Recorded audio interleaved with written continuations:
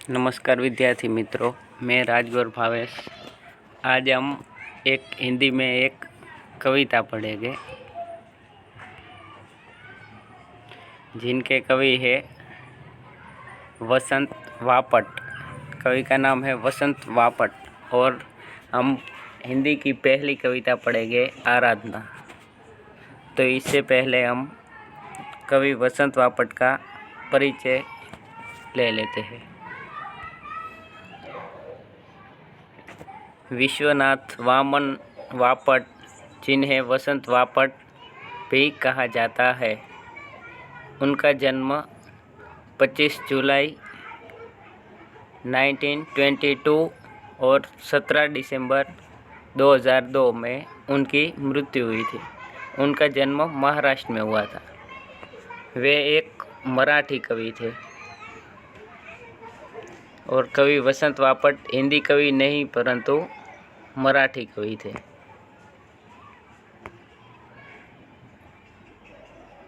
उनका जन्म 25 जुलाई 1922 को महाराष्ट्र के सितारा जिले के कराड़ गांव में हुआ था।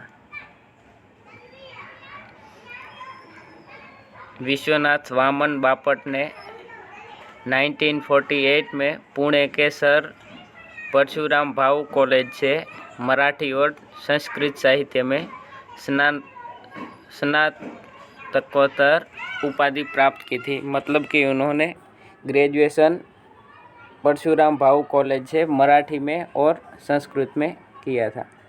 इसके बाद उन्होंने 1976 में 6 तक संस्कृत और मराठी की पढ़ाई की। उन्होंने 1976 तक मराठी की पढ़ाई की, पहले नेशनल कॉलेज और फिर मुंबई में रामनारायण रुइया कॉलेज में उन्होंने पढ़ाई की। 1947 से 1982 के दौरान उन्होंने मुंबई विश्वविद्यालय में रविंद्रनाथ टैगोर के अध्यक्ष के रूप में कार्य किया। उन्होंने 1974 से 1982 के दौरान उन्होंने रविंद्रनाथ टैगोर के अध्यक्ष में कार्य किया था। बापट ने अपनी कविताओं के 30 संग्रह प्रकाशित किए। उन्होंने जो कविताएं साहित्य की रचना की थी वो कविताओं के 30 संग्रह प्रकाशित किए गए, जिनके नाम निम्नलिखित उनमें से एक आंशिक सूची है, जिनमें से कुछ नाम मैं आपको बता देता हूँ। पहला नाम है बिजले, जो 1952 में प्रकाशित हुई थी। दूसरा नाम है अकारवी दिशा, जो 1962 में प्रकाशित हुई थी। तीसरी कविता है सकीना।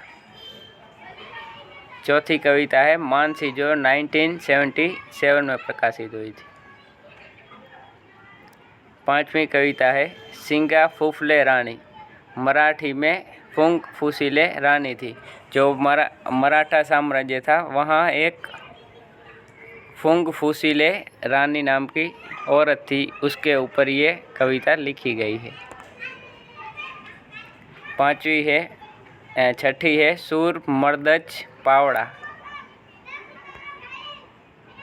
ये थी उनकी कविताओं की सूची, जिनमें से हमने कुछ कविताओं के बारे में परिचय लिया।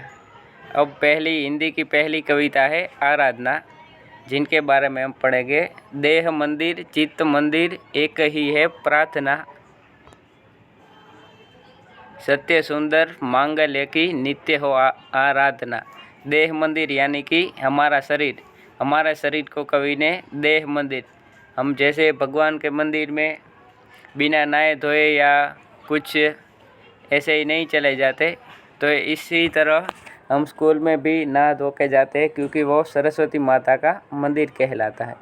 और देह मंदिर यानी कि हमारा शरीर, तो हमारा शरीर भी जैसे भगवान का मंदिर है, वहाँ हम ऐसे ही नहीं चले जाते, वैसे ही हमारे शरीर को भी हमें भगवान के मंदिर की तरह ही पवित्र रखना चाहिए, और ना ही हमें कोई व्यसन करना चाहिए, और ना ही हमारे देह को कुछ खराबी हो ऐसा कार्य करना चाहिए।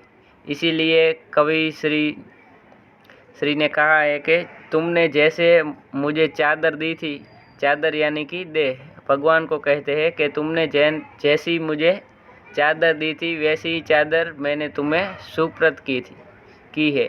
यानी कि हम जब पैदा होते हैं तब हमारा शरीर एकदम स्वच्छ होता है और ना ही कोई बीमारी होती है और ना ही शरीर में कुछ प्रॉब्लम होती है। इसी तरह हम जब हमारी जब मृत्यु हो तब ना ही हमारे शरीर में कोई रोग हो और ना ही हमें कोई व्यसन करना चाहिए। इसी तरह कवि कहते हैं कि देह मंदिर चित्त मंदिर एक ही है प्रार्थना, सत्य सुंदर मांगल्य की नित्य हो आराधना।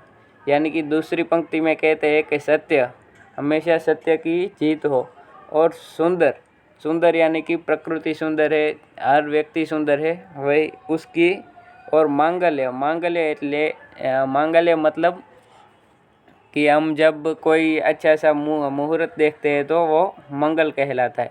और मांगल्य की नित्य, नित्य यानी कि हर रोज़ आराधना हो, आराधना यानी कि पूजा हो।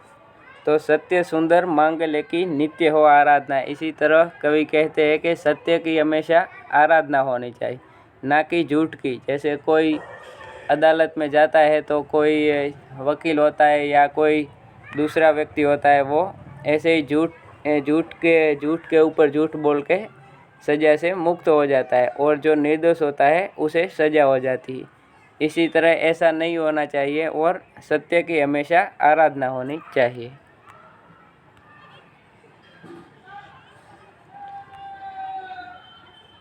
दूसरी पंक्ति है, दुखियारों का दुख जाए है यही मनोकामना, वेदना को परख पाने जगाए संवेदना।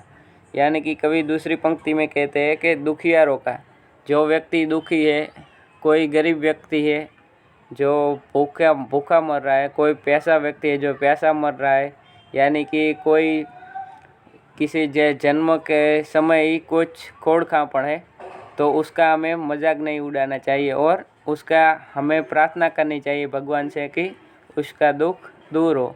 इसलिए कवि कहते हैं कि दुखियारों का दुख जाए यही मनोकामना, मनोकामना यानी कि इच्छा, हमारी यही इच्छा है कि दुखी जन जो है उनकी जो दुख है वो हट जाए, और वेदना को परख पाने जगाए संवेदना, हमारा मन यानी कि किसी की वेदना को समझ सके, और कोई व्यक्ति दुखी हो तो हमें भी ऐसा लगे कि ये उसके साथ ऐसा नहीं होना चाहिए।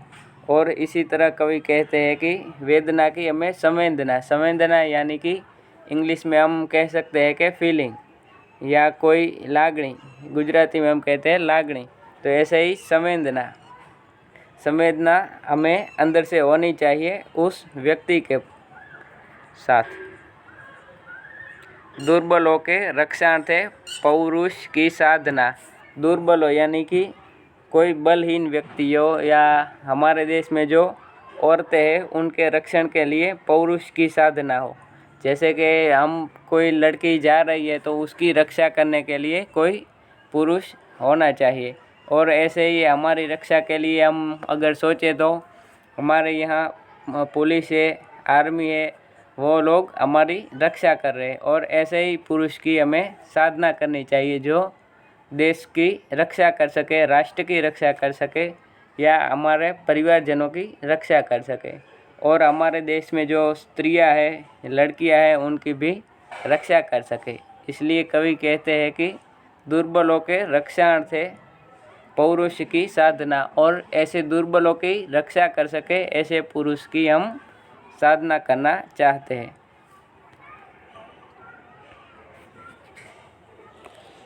जीवन में नव तेज हो अंतरंग में भावना, हमारे जीवन में नव तेज हो, नव तेज यानी कि हम दिन ब दिन प्रगति कर सके, और हमारे जो जीवन के अंतरंग यानी कि हमारे शरीर में या दिल में, अंतरंग में भावना हो। हमारा जो जीवन है उनमें भावनाएं ही भरी होनी चाहिए, जो दूसरों के प्रति आदर सम्मान की भावना हो, या समाज के सुधार की भावना हो, या कुछ अच्छा करने की भावना हो, उसे हम कहेंगे कि जीवन में नव तेज हो।